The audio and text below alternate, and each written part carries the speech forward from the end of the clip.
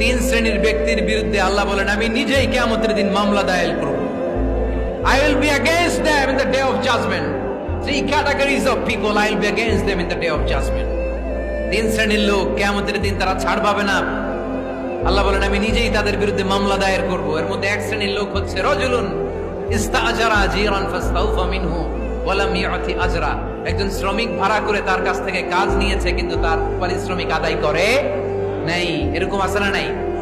দাপট দেখায় ইউনিভার্সিটির ক্যান্টিন গুলোতে, ইউনিভার্সিটির ক্যান্টিনে যে খায় মাগার বিল দেয় না, এরকম টাকায় দাসরা নাই। চায়ের দোকানে চা খায় আগে পরে দিমু বিল দেয় না, আসরা নাই। দোকানে যে পণ্য কিনে বিল দেয় না, পরে দিমু, আসরা নাই। কিয়ামতের দিন আল্লাহ তোরে মাস্তানি ছুটাবে, চিল্লা এখন ঠিক কিনা? আনা খাসমুহুম, আমি নিজেই তাদের বিরুদ্ধে মামলা দায়ের করব। কথাটা কার? এজন্য বিশ্বনবী বললেন খবরদার, মেহনতি মানুষ, খেটে খাওয়া মানুষ, এদের দোয়া কবুল হয়ে যায়।